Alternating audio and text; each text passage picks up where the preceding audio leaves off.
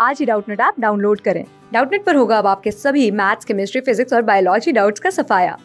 बस अपने क्वेश्चन की फोटो खींचो, उसे क्रॉप करो और तुरंत वीडियो सोल्यूशन पाओ। Download now. नमस्कार दोस्तों, हम पढ़ रहे थे आत्मकथ्यांश आलो अंधारी, जिसके लेखिका है बेबी हालदार जी। और इस आत्मकथांश का हिंदी में अनुवाद किया है प्रबोध कुमार जी ने।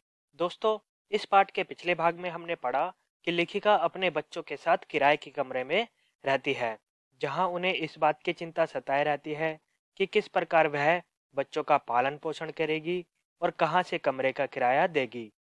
और हमने आगे पढ़ा था कि आसपास की औरतें जो है लेखिका से कई तरह के सवाल पूछा करती है, क्योंकि लेखिका अपने पति को छोड़कर अपने बच्चों के साथ किराए के कमरे में रहती है। लेखिका आसपास की औरतों के सवाल को पसंद नहीं करती है, वह उन्हें नज़रअंदाज कर देती है और लेखिका को काम की तलाश रहती है। तभी सुनील लेखिका को एक घर पर काम दिलवा देता है। लेखिका अपने काम से घर के मालिक को प्रभावित करती है और घर का मालिक जो है लेखिका पर दया दिखाता है और लेखिका के बच्चों का वह विद्यालय में दाखिला करवा देता है। लेकिन लेखिका को जो पगार मिलती है उससे ठीक प्रकार से ना ही घर का खर्चा चल पाता है, ना ही घर का किराया वह उस पगार से निकाल पाती है। इसलिए लेखिका को चिंता रहती है कि वह घर का किराया कहाँ से देगी और वह मालिक से कहती है कि मुझे दूसरी जगह काम की तलाश है। यानी वह 2 जगह काम करना चाहती है, जिससे घर का किराया भी वह निकाल सके और अपने बच्चों का पालन और पोषण भी वह ठीक प्रकार से कर सके। पढ़ते हैं इस पाठ के भाग नंबर 2 को। जानेंगे कि लेखिका क्या दूसरी जगह किराए पर कमरा ढूंढ पाएगी, क्या लेखिका दूसरी जगह काम ढूंढ पाएगी। पढ़ते हैं इस पाठ के भाग नंबर 2 को। घर मिल भी गया और उसी दिन पुराना घर छोड़ मैं उसमें चली आई। यानी लेखिका को किराए के लिए दूसरा घर मिल जाता है। जिस दिन उन्हें किराए के लिए घर मिलता है उसी दिन वह पुराने घर को छोड़ देती है। इस घर का भाड़ा तो 500 रुपये ही था, लेकिन टट्टी पेशाब के लिए बाहर जाना होता था। यहाँ भाड़ा का अर्थ होता है किराया। लेखिका बताती है कि इस घर का जो किराया है वह तो सिर्फ 500 रुपये ही था, लेकिन उस घर में शौचालय की सुविधा नहीं थी। शौचालय के लिए उन्हें बाहर जाना होता था। मैंने सोचा, जब सब इसी तरह रह रहे हैं तो मैं क्यों नहीं रह सकूंगी। यानी लेखिका सोचती है कि जिस जगह पर मैं रह रही हूँ उस जगह के सभी लोगों के घर में शौचालय की सुविधा उपलब्ध नहीं है। उस जगह के सभी लोग जो है शौचालय के लिए बाहर जाते हैं, तो मैं क्यों नहीं रह पाऊंगी शौचालय के बिना। मैं भी इस घर में रह सकती हूँ। वहाँ भी लोग मेरे बारे में सब कुछ जानने की चेष्टा करते और मुझे लेकर तरह तरह की बातें करते। लेखिका बताती है कि जिस पुरानी जगह पर वह रह रही थी उस जगह पर भी जो औरतें हैं, वहाँ के लोग हैं, वह लेखिका के बारे में पूछते थे, कई तरह के सवाल करते थे। और दूसरी जगह लेखिका अब रह रही हैं तो यहाँ के लोग भी लेखिका के बारे में जानना चाहते हैं, लेखिका के बारे में कई तरह के सवाल करते हैं।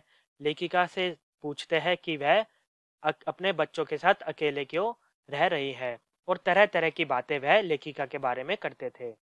कोई मुझसे अच्छा व्यवहार करता तो कोई नहीं, कोई मुझे अच्छी सलाह देता तो कोई मुझे देख दबी जबान से कुछ कहने लगता।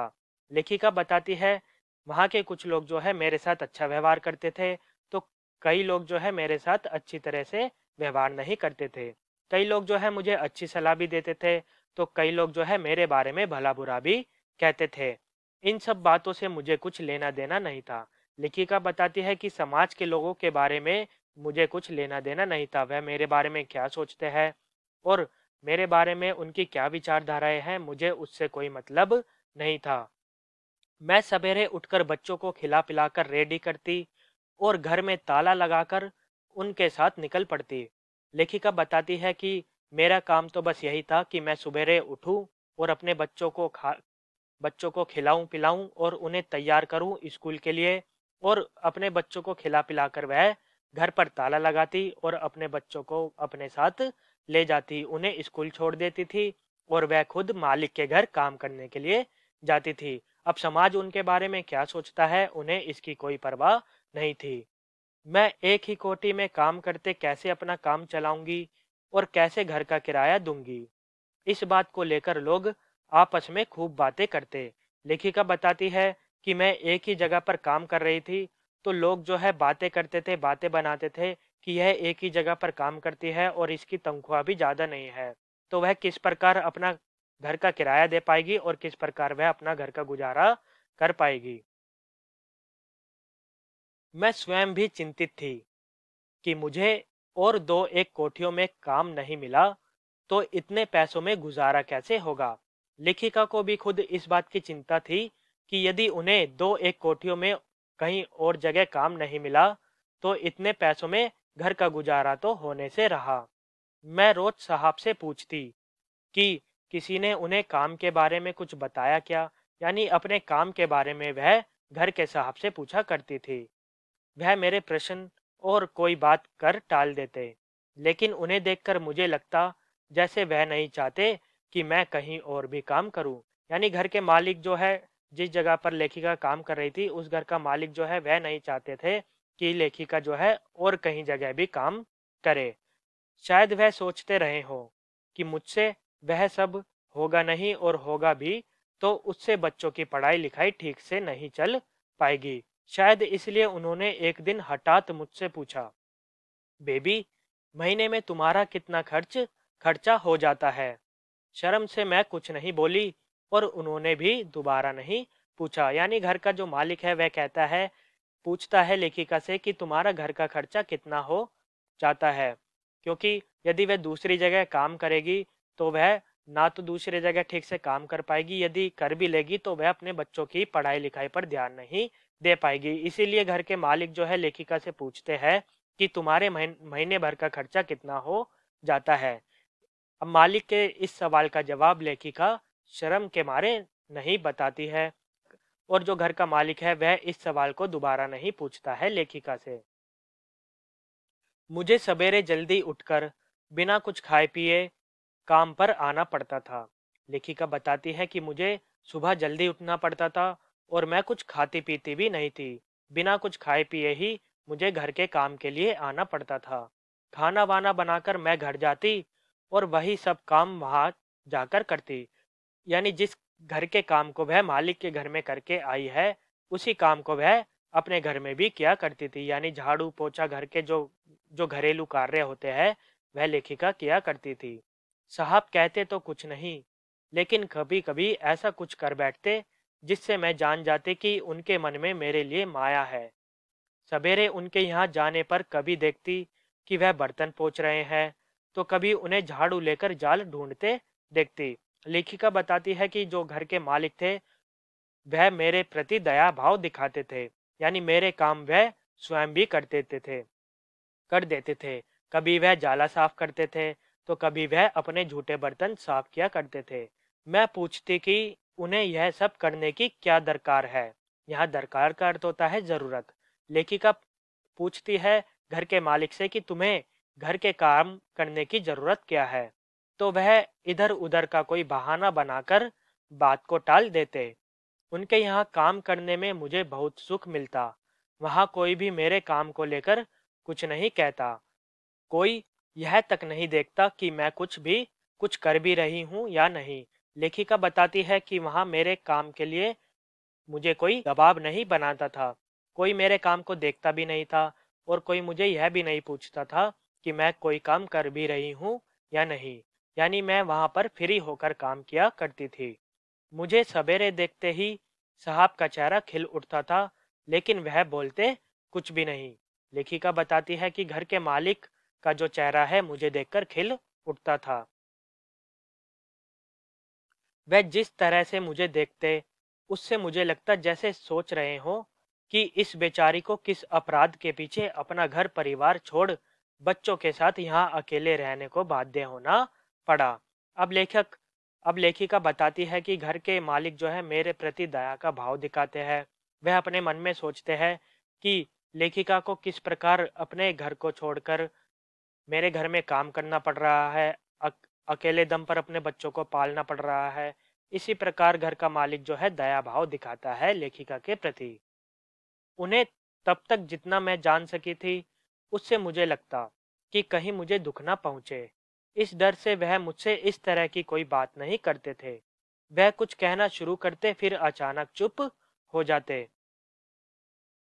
कुछ दिन बाद एक दिन हठात उन्होंने पूछा, अच्छा बेबी यह बताओ कि यहाँ से जाकर तुम क्या करती हो? मैंने कहा, मैं जाते ही खाना बनाने लग जाती हूँ और साथ ही साथ बच्चों को नहलाती धुलाती हूँ। अब घर के मालिक जो है लेखिका से पूछते हैं कि तुम जब मेरे घर से चली जाती हो तो अपने घर में जाकर तुम क्या काम करती हो? तो लेखिका बताती है कि मैं अपने घर पे जाती हूँ तो बच्चों के लिए खाना बनाती हूँ, बच्चों को नहलाती धुलाती हूँ, फिर उन्हें खिला पिलाकर सुला देती हूँ। तीसरे पहर उनके साथ थोड़ा घूमती घामती हूँ और शाम को संध्या पूजा कर उन्हें पढ़ने बिठा देती हूँ। रात में फिर उन्हें खिलाना पिलाना और सुलाना और सवेरे जल्दी से जल्दी यहाँ के लिए निकल पड़ना। यानी अपनी दिनचर्या के बारे में लेखिका बताती है घर के मालिक को कि कितना वह व्यस्त रहती है बच्चों के प्रति और घर के काम के प्रति। बस यही है मेरे सारे दिन का काम। वह बोले, अच्छा फिर जो तुम और काम ढूंढ रही हो तो उसके लिए तुम्हें समय कहाँ से मिलेगा? अब लेखिका से वह सवाल करते हैं कि सारा दिन तो तुम्हें अपने बच्चों में और घर के काम में हो जाता है। यदि तुम और जगह काम करोगी तो तुम अपने बच्चों के लिए समय कहाँ से निकाल पाओगी? मैं बोली, इसी में से निकालना होगा और नहीं तो क्या। अब लेखिका बताती है कि मुझे इसी समय से अपना समय निकालना पड़ेगा और दूसरे जगह काम करने के लिए, और मेरे पास कोई चारा नहीं है इसके सिवाय। बिना किए और कोई चारा भी तो नहीं। इसी पर उन्होंने कहा, देखो यदि मैं तुम्हारी कुछ मदद कर दूं तब तो तुम कहीं और काम नहीं करोगी ना। यानी घर के मालिक जो है लेखिका की मदद करना चाहते हैं और लेखिका से वह पूछते हैं कि यदि मैं तुम्हारी मदद करूं तो तुम और जगह काम तो नहीं ढूंढोगी? उनकी बात सुन मैं सोचने लगी, वह मेरा कितना ख्याल रखते हैं, कितना मुझे चाहते हैं। उन्होंने फिर पूछा, क्यों, क्या हुआ? तुमने कुछ बताया नहीं, क्या सोच रही हो? मैं बस कुछ भी तो नहीं कहकर चुप हो गई। यानी लेखिका जो है घर के मालिक के सवाल का जवाब नहीं दे पाती है। घर के मालिक ने सवाल किया था कि यदि मैं तुम्हारी मदद कर दूं तो तुम और जगह काम तो नहीं ढूंढोगी? अब लेखिका सोचती है कि इतनी दया भाव मालिक के दिल में किस प्रकार से उमड़ रही है मेरे प्रति। लेखिका से वह पूछते हैं कि तुमने बताया नहीं, तुम क्या सोच रही हो? तो लेखिका बताती है कि मैं कुछ भी नहीं सोच रही हूँ। उन्होंने कहा, देखो बेबी तुम समझो कि मैं तुम्हारा बाप भाई माँ बंधु सब कुछ हूँ। यह कभी मत सोचना कि यहाँ तुम्हारा कोई नहीं है। यानी लेखिका के प्रति जो घर के मालिक है वह बताते हैं कि मैं तुम्हारा माँ बाप भाई बंधु सब कुछ हूँ। तुम ऐसा कभी मत सोचना कि इस दुनिया में तुम्हारा कोई नहीं है। तुम जब चाहो मेरी मदद ले सकती हो। तुम अपनी सारी बातें मुझे साफ साफ बता सकती हो, मुझे बिल्कुल भी बुरा नहीं लगेगा। थोड़ा रुककर उन्होंने फिर कहा, देखो मेरे बच्चे मुझे तातुश कहते हैं, तुम भी मुझे वही कहकर बुला सकती हो। यानी घर का मालिक जो है वह लेखिका से कहता है कि मेरे बच्चे मुझे तातुश कहते हैं, तुम चाहो तो मुझे भी तातुश कहकर बुला सकती हो। यानी लेखिका को वह अपनी बेटी मानने लग गए थे।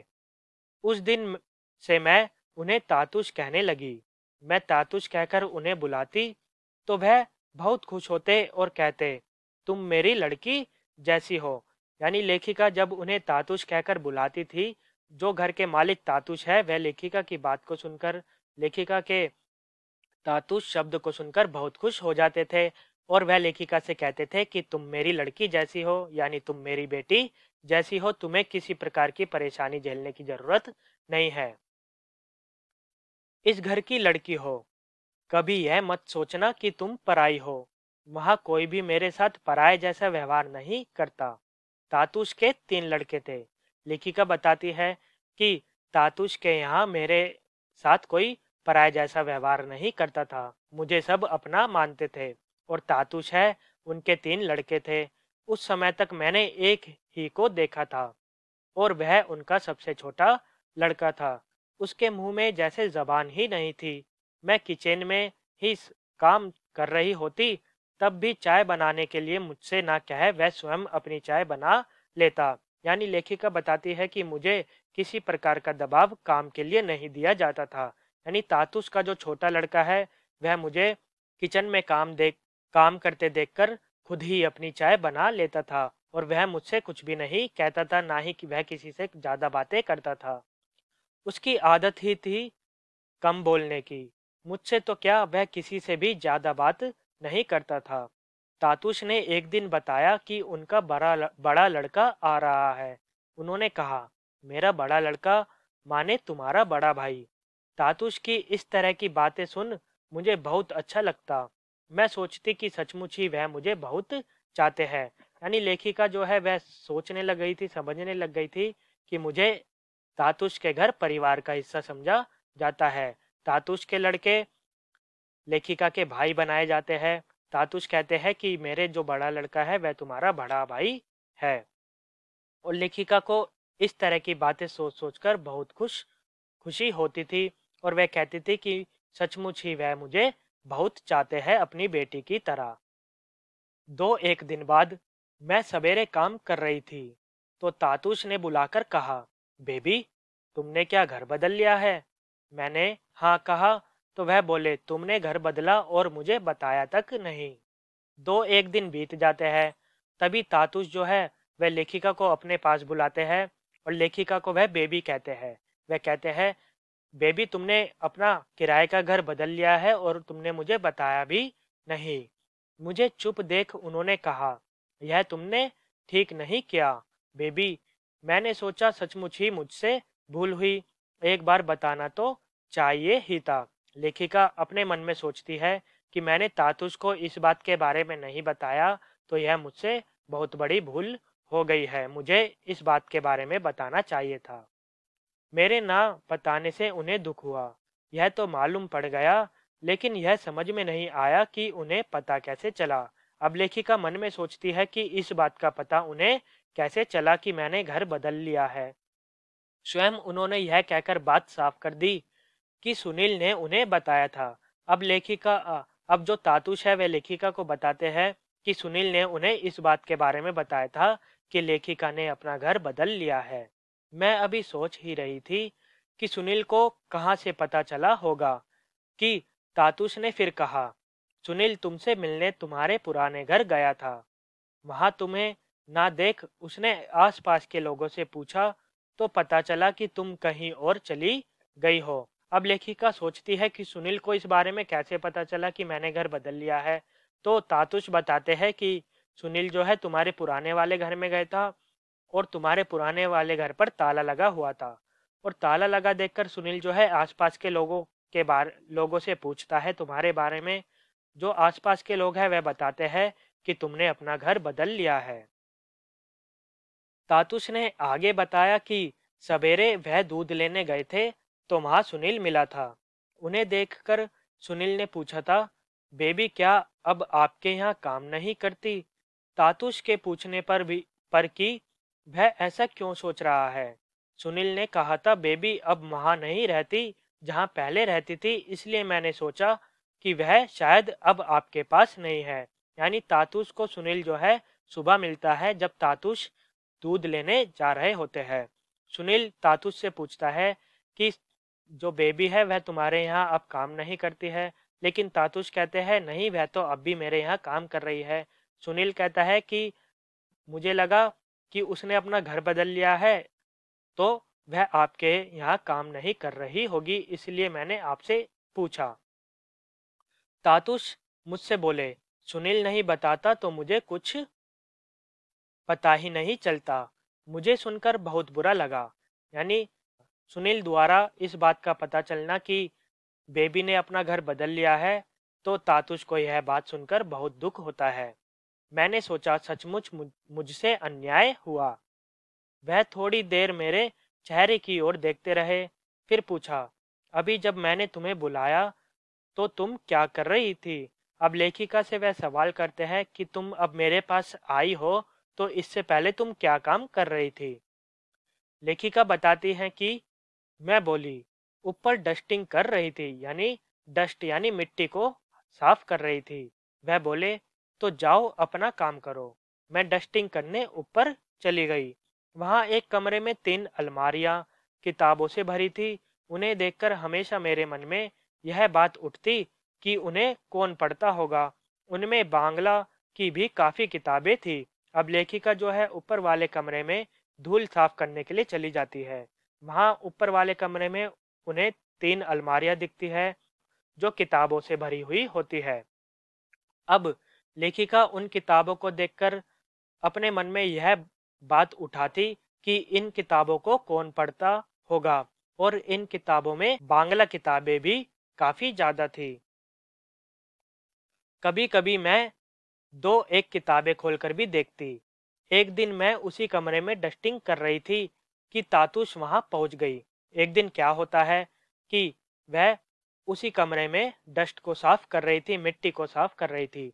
तभी वहां तातुश पहुंच जाते हैं। अब आगे क्या होता है आइए पढ़े। उन्होंने देखा कि मैं बांग्ला की कोई किताब उलट पुलट रही हूँ। उस दिन उन्होंने मुझसे कुछ नहीं कहा। अगले दिन जब मैं सवेरे काम पर आई और चाय बनाकर उन्हें देने गई तो उन्होंने पूछा, तुम कुछ पढ़ना लिखना जानती हो? अब उस कमरे में लेखिका जो है किताबों को उलट पलट कर देखने लग जाती है। तभी वहां तातुश आ जाते हैं।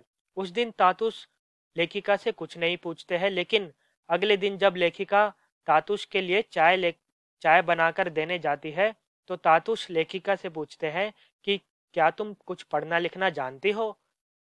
सुनकर मैं मन मसोस कर रह गई और एक ऊपरी हंसी हंसकर जाने लगी। तो उन्होंने फिर पूछा, क्या बिल्कुल ही नहीं जानती?